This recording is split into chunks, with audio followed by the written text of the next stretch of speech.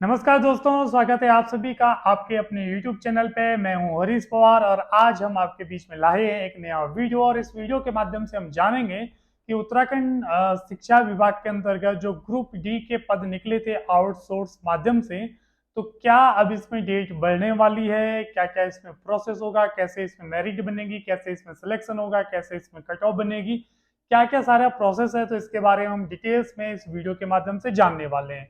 तो दोस्तों, सबसे पहले आपसे एक विनती है, एक हार्दिक निवेदन है कि चैनल को सब्सक्राइब करने का जरूर कष्ट करें ताकि हमें थोड़ा सा मोटिवेशन मिले और हम आपके बीच में ऐसे ही ज्यादा से ज्यादा आपके लिए आपके बीच में ऐसे वीडियो लेके आए। तो चलो दोस्तों, वीडियो को शुरू करते हैं। आज से एक महीने पहले आउटसोर्स माध्यम से रोजगार प्रयाग पोर्टल पे भर्ती निकली थी ग्रुप डी की उत्तराखंड शिक्षा विभाग के अंतर्गत। अलग अलग जनपद में निकली थी, 13 के 13 जनपद में ये वैकेंसी निकली थी।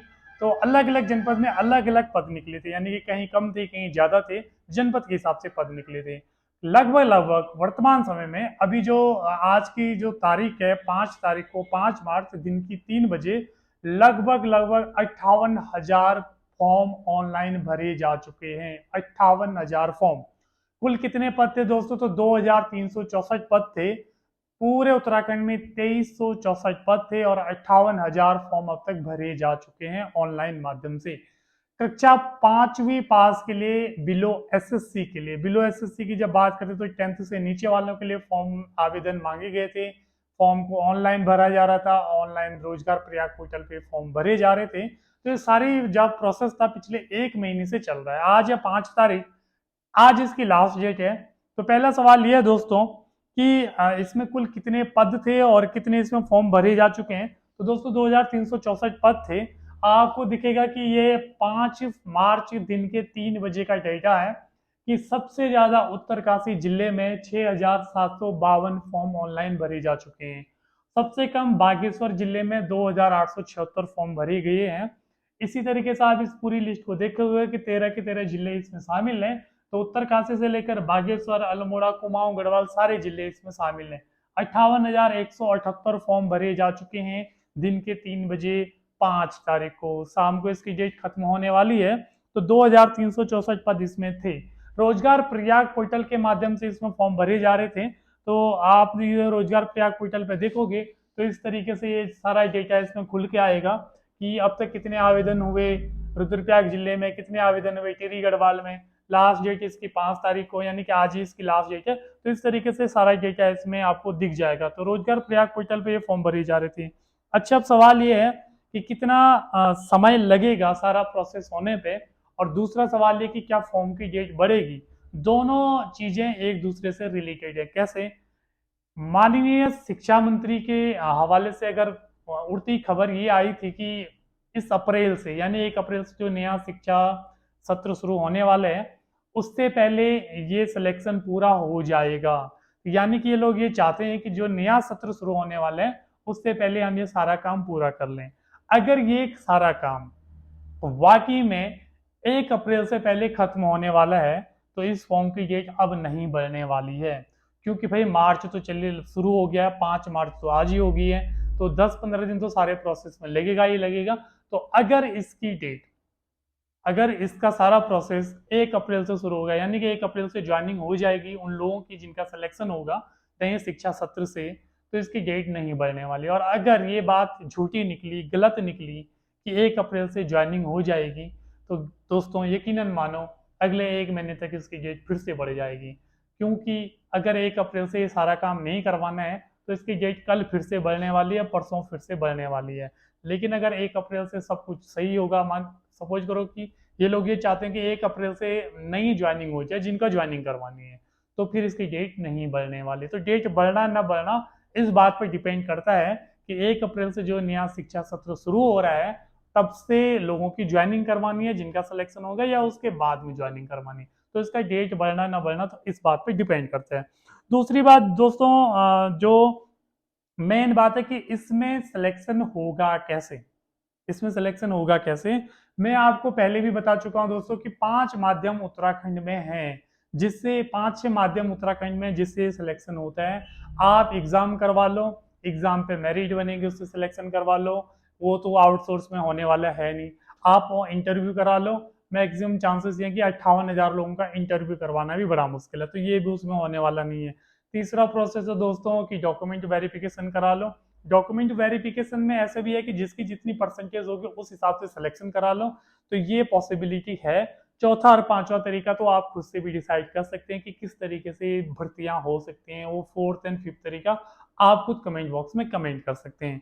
तीसरे तरीके की बात करते हैं दोस्तों, जो सबसे ज्यादा चीजें सुनने में आ रही है, और अगर आप रोजगार प्रयाग पोर्टल वेबसाइट के लोगों से पूछें तो उनके द्वारा भी आपको कुछ ना कुछ ऐसी चीजें सुनने को मिलेगी कि भैया इसमें जो क्लास 8 का क्राइटेरिया रखा हुआ है या क्लास 5 क्राइटेरिया रखा हुआ है, उसकी नंबरें देखी जाए कि जितने लोगों ने फॉर्म भरे हैं क्लास 5 और क्लास 8 में किसकी नंबरें कितनी ज्यादा हैं। पहला क्राइटेरिया ये, सबसे ज्यादा चांसेस इस बात के हैं।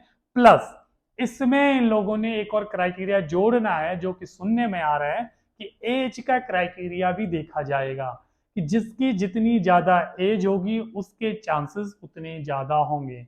अगर इस पद के लिए 20 साल का युवा भी फॉर्म के लिए मतलब फॉर्म भरा है और एक 40 साल के व्यक्ति ने भी फॉर्म भरा है, दोनों की नंबरें सपोज करो सेम है, तो ज्यादा ज्यादा जो वैल्यू है, ज्यादा जो चांसेस हैं किसको दिए जाएंगे, ज्यादा अपॉर्चुनिटी किसको दिया जाएगा, 40 साल वाले व्यक्ति को दी जाएगी। तो इनमें दो क्राइटेरिया जोड़ने वाले हैं। ज्यादा चांसेस ये हैं कि आपकी क्लास 5 या क्लास 8 की नंबरें देखी जाए। दूसरा, उसके साथ साथ आपका एज देखा जाए। एज देखना बहुत जरूरी है दोस्तों, क्योंकि ये भी मानते हैं, हम भी मानते हैं और आप भी मानते हैं कि 15,000 रुपये सैलरी पे 20 साल का युवा ज्यादा देर तक नहीं टिकने वाला है। ये आप लोग भी जानते हैं। 40 साल का व्यक्ति जिसने आधे से ज्यादा आपकी अपनी एज क्रॉस कर ली, वो टिक सकता है, ज्यादा पॉसिबिलिटी है।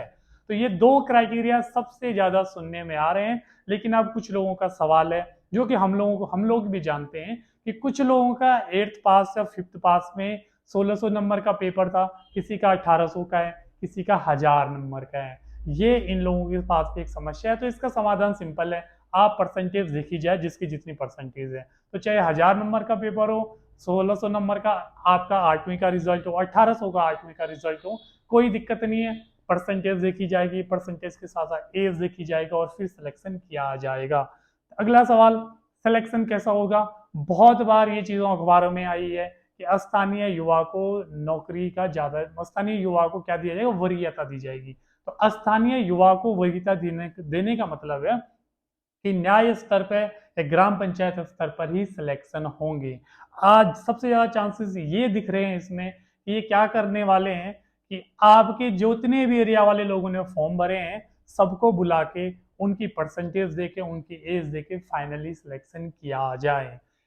पहले वो लोग सीधे सीधे बाहर होंगे इस लिस्ट से जिन लोगों के यहाँ वैकेंसी खाली नहीं है। इसका मतलब क्या है, अगर मैं एक ग्राम सभा से आता हूँ और हमारे ग्राम सभा में एक इंटर कॉलेज है ए नाम का, और इस इंटर कॉलेज में कोई भी पद खाली नहीं है ग्रुप डी के, तो इस इंटर कॉलेज के नजदीक वाले जितने भी लोगों ने फॉर्म भरे हैं उनके फॉर्म अपने आप ही रिजेक्ट हो जाएंगे, वो इस लिस्ट में नहीं आने वाले। ये तो आप भी समझ चुके होंगे। जब स्थानीय युवा को वरीयता दी जाएगी तो ग्राम पंचायत स्तर या न्याय पंचायत स्तर पर ही सिलेक्शन होने वाला है। और अगर आपके ग्राम पंचायत स्तर के इंटर कॉलेज या जूनियर हाई स्कूल जो भी हैं उसमें अगर वैकेंसी खाली नहीं है तो आपके लिए फिर ये पद होंगे ही नहीं। ये बात आपको भी समझनी चाहिए। तो ये क्राइटेरिया भी आपका कुछ लोगों का खत्म होने वाला है, यानी कि इस तरीके से भी कुछ लोग लिस्ट से पहले ही बाहर हो चुके हैं, ठीक है ना। तो अगर स्थानीय युवाओं को वरीयता दी जाएगी तो ये प्रोसेस इनका होने वाला है। एज प्लस क्लास 5th या 8th की ये नंबर देखने वाले हैं, ठीक है ना। ये भी सुनने में आ रहा है, सारी बातें सुनी सुनाई है, सारी बातें थोड़ा बहुत पता करके हमने आपको बताई है। एग्जैक्टली इसमें स्टैम्प के साथ मोहर लगने वाली बात कुछ भी नहीं है, ना तो इनका कोई नोटिफिकेशन आया है और ना ही इनका कोई सीधे सीधे बताने का कोई फॉर्मूला है कि ये पहले ही बता दें भैया क्या करना है क्या नहीं करना है। एक और चीज सुनने में आ रही है दोस्तों कि क्लास बिलो एसएससी वालों के लिए वैकेंसी थी, बीए एमए पीजी वालों ने भी फॉर्म भरे हैं, तो उनका फॉर्म क्या रिजेक्ट हो जाएगा या उनका फॉर्म रिजेक्ट नहीं होगा, इस बारे में सीधे सीधे कोई भी बात नहीं बताई गई है। अब सुनने में ये भी आ रहा है कि सॉफ्टवेयर जो इनका है रोजगार प्रयाग पोर्टल, अगर 5th पास वालों के लिए वैकेंसी है तो फिफ्थ जिन्होंने 5th तक ही भरा है तो उन्हीं को लेगा, सुनने में ये भी आ रहा है। पर मैं आपको अपने एक्सपीरियंस के हिसाब से बता सकता हूँ, और आप लोग भी समझदार ही हैं, कि आज तक ऐसा नहीं हुआ है कि कोई भर्ती 10th पास वालों के लिए है। फॉर एग्जांपल ये ए नाम की भर्ती 10th पास वालों के लिए है, और ग्रेजुएशन वालों ने फॉर्म भर दिया है, और ग्रेजुएशन वाले बाहर हो गए, भैया आप ज्यादा पढ़े लिखे हैं इसलिए हम आपका सिलेक्शन नहीं कर सकते हैं। भारत के इतिहास में आज तक ऐसा नहीं हुआ है, ऐसा कभी भी नहीं हुआ है। तो 4th क्लास की वैकेंसी क्लास 5th वालों के लिए, 8th वालों के लिए है, तो इसमें कौन सी बड़ी प्रोसेस है कि आपने BA वालों ने फॉर्म भरा है। खबरें छपवाने वाले लोग, खबरें छापने वाले लोग और रोने वाले लोग वो हैं जो कि किस तरीके से अपनी जिंदगी जीते हैं, उनको भी अच्छे से पता ही होगा, और उन्होंने हमारे समाज के लिए क्या ऐसा काम करा है। अधिकतर खबरें छपवाने वाले लोग और अखबारों में रोने वाले लोग वो हैं जो दूसरों को ये कमेंट करते हैं कि PG वाले लोगों ने ग्रुप डी का फॉर्म भरा है। अरे भैया, हालत प्रेजेंट टाइम में जो है ना, हर व्यक्ति चाहता है कि कम से कम एक जॉब लगे, ग्रुप डी की लगे, जिस तरीके से हालत बनी हुई है वर्तमान में। तो इसका कोई मुद्दा नहीं है। और वो अखबार में खबरें छपवाने वाले लोग या छापने वाले लोग कभी सरकार से ये नहीं पूछते कि इसका जिम्मेदार कौन है। अधिकतर खबरों में यही आ रहे हैं, अखबारों में देखो, न्यूज चैनल में देखो देखो PG वालों ने, B.Ed वालों ने, ITI वालों ने, इन लोगों ने ग्रुप डी का फॉर्म भरा है। वो कभी सरकार से ये नहीं पूछते कि भैया इसका जिम्मेदार कौन है। वो व्यक्ति नहीं है जिसने फॉर्म भरा है, मीडिया भी जिम्मेदार है, जो नेताओं से सवाल नहीं पूछती है, जो हमारे सिस्टम से सवाल नहीं पूछती है, लेकिन उनको खबरें छाप के हमारे बेरोजगार युवाओं को एक हिसाब से तंज मारना है। कुल मिला के तो मैं इसको ऐसे ही समझूंगा। तो वो आपके शिक्षा मंत्री से ये नहीं पूछेंगे कि भैया एक बात बात बताओ कि जो BA वाला फॉर्म भरा है उसका फॉर्म रिजेक्ट क्यों होगा। ये कौन सा संविधान है कि क्लास 8th की वैकेंसी है तो BA वाले का फॉर्म रिजेक्ट हो जाए। तो बहुत सारे कयास हैं कि जिन्होंने 8th से ज्यादा प्रयाग पोर्टल पे अपनी जानकारी भरी है उनका रिजेक्ट होने वाला है, रिजेक्ट नहीं होने वाला है, या जिन्होंने केवल 8th तक भरा है उन्हीं का नाम लिस्ट में आने वाला है। तो ये बहुत सारी टेंशन है प्रेजेंट टाइम में, इनकी भी है। आप लोगों को भी इस बात में थोड़ा सा क्या करना चाहिए, जागरूक होना चाहिए कि ये चीजें गलत हैं। चाहे 8th वाला है, चाहे 10th वाला है, चाहे पोस्ट ग्रेजुएशन वाला है, फॉर्म भरने का जो हक है वो सबका है, हर किसी का है, चाहे ज्यादा पढ़ा लिखा है या 8th तक पढ़ा लिखा है। तो दोस्तों ये सारा प्रोसेस भी मैंने आपको बता दिया। इसके अलावा दोस्तों कट ऑफ कितनी जाएगी, तो इसके बारे में तो कुछ भी नहीं बता सकते कि कट ऑफ कितनी जाएगी। हर जिले में जिले वाइज ही सिलेक्शन होने वाला है। तो क्लास 8th के हिसाब से अगर नंबरें देखी जाए, या क्लास 5th के हिसाब से अगर नंबरें देखी जाए, तो कट ऑफ का जो क्राइटेरिया है वो तभी पता चलेगा। ठीक है ना दोस्तों।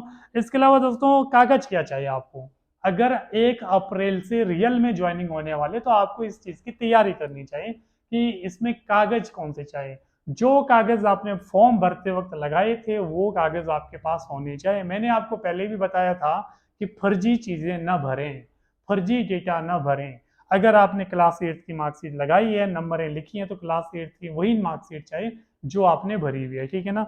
अगर आपने अपना जाति प्रमाण पत्र लगा रखा है तो आपके पास जाति प्रमाण पत्र होने चाहिए, EWS लगा रहा है तो कोई EWS होने चाहिए। तो कागज आपके पास वही होने चाहिए जो आपने ऑनलाइन सबमिट करवाए हैं, जो आपका एड्रेस प्रूफ है, जो आपके स्कूल के कागज हैं, जो आपके जाति प्रमाण पत्र, EWS प्रमाण पत्र, ये जो चीजें हैं कागज, ये सारे ही आपके लगने वाले हैं। इसके अलावा दोस्तों फॉर्म आपका एक्सेप्ट हुआ कि नहीं हुआ कैसे देखें, तो आपको सिंपल सा काम करना है, रोजगार प्रयाग पोर्टल पे जाना है, अपने आप को लॉग इन करना है। वहां पे आपको ऑप्शन मिलेगा अप्लाई इन आउटसोर्स, आपको एक बटन मिलेगा जिस पे आपको क्लिक करना है और उस पर आपको दिख जाएगा। मैंने ये चीजें आपको पहले भी बताई है, ये वीडियो मैंने आपको, आप हमारे चैनल पे ये वीडियो देख सकते हैं कि जिसमें आपको ये बता रखा है कि भैया आपका फॉर्म भरा गया कि नहीं भरा गया, ये आप कैसे देखें। तो आप चैनल पे विजिट करके वो वीडियो देख सकते हैं और वहां से आपको पता चल जाएगा कि आपने फॉर्म भरा है या नहीं भरा है। अब आपको बुलाएंगे कैसे ये लोग, सवाल तो ये भी है ना। आपको कैसे पता चलेगा कि आपको बुलाया गया है। तो भैया आप अपना जो रोजगार प्रयाग पोर्टल की ID पासवर्ड है ना, उससे लॉगिन करके वहां पे इंटरव्यू का ऑप्शन भी है, प्लस वहां पर आपको शायद मिल जाएगा ऑप्शन कि इतनी तारीख को आपको यहाँ बुलाया गया है। दूसरा, आपको मैसेज आ जाएगा जो आपने वैलिड नंबर डाला होगा या वैलिड ईमेल डाला था, जो जीमेल आपने वहां डाला होगा उस पर आपको मेल भी आ सकते हैं। बाकी ये जो सारी चीजें मैंने आपको बताई, इसमें कोई भी चीज ऐसी नहीं है जो नोटिफिकेशन के साथ इन लोगों ने बताया हो कि भाई हम ये करने वाले हैं। नहीं, ये सब सुनने में आ रहा है, एक जिम्मेदार व्यक्ति ने ये बोला, एक जिम्मेदार व्यक्ति ने वो बोला, दूसरे जिम्मेदार व्यक्ति ने वो बोला, और जितने जिम्मेदार व्यक्तियों ने जो चीजें बोली वो समेट करके हम आप लोगों के बीच लेके आए हैं। इसलिए दोस्तों आपको हमारे साथ बने रहना है, चैनल के साथ बने रहना। जो भी जानकारी इसमें होगी हम आपको बता देंगे इस चैनल के माध्यम से। लेकिन मैं आपसे एक गुजारिश करता हूँ, जो मैंने उत्तराखंड में जितने भी सरकारी भर्ती है सिलेक्शन के जो 5 तरीके बताए हैं, उसमें से जो लास्ट के 2 तरीके हैं वो कैसे में होते हैं उसके जिम्मेदार आप लोग स्वयं खुद हैं। वो 2 तरीके के जिम्मेदार हम लोग खुद हैं, आप लोग खुद हैं। अब आपको करना क्या है, आपको जरा ध्यान ये देना है आज से लेकर जब तक इनका सिलेक्शन हो जाए कि देखो किनका सिलेक्शन हो रहा है, जिन जिन व्यक्तियों का सिलेक्शन हो रहा है उनका जरा बैकग्राउंड देखो तो वो किन किन लोगों से जुड़े हुए हैं। तो आप इस बात को समझ गए होंगे कि आपको गलत को गलत बोलना आना चाहिए। अगर आपके गांव में और आपके जानने में मतलब सपोज करो आपके 10 गांवों में केवल उन्हीं लोगों का सिलेक्शन हो रखा है जो किसी व्यक्ति विशेष पार्टी विशेष से जुड़े हुए हैं, तो समझ लो तरीका सिलेक्शन का पूरी तरीके से गलत ही है। और हम लोग कुछ आवाज नहीं उठाते हैं, इसलिए हम लोग ही जिम्मेदार हैं। जो उत्तराखंड में सरकारी वैकेंसी में चौथा और पांचवा तरीका यूज होता है तो उसके जिम्मेदार आप लोग और हम लोग कहीं ना कहीं हैं। तो आज के लिए इतना ही दोस्तों, बाकी जो भी जानकारी इसमें होगी, जितनी भी नई वैकेंसी रोजगार प्रयाग पोर्टल के माध्यम से या UK triple S UK PSC के माध्यम से निकलेंगे हम आपके बीच में लेके आएंगे। आपको कोई भी जानकारी चाहे तो कमेंट बॉक्स में कमेंट कर सकते हैं। आज के लिए इतना ही, धन्यवाद दोस्तों, धन्यवाद।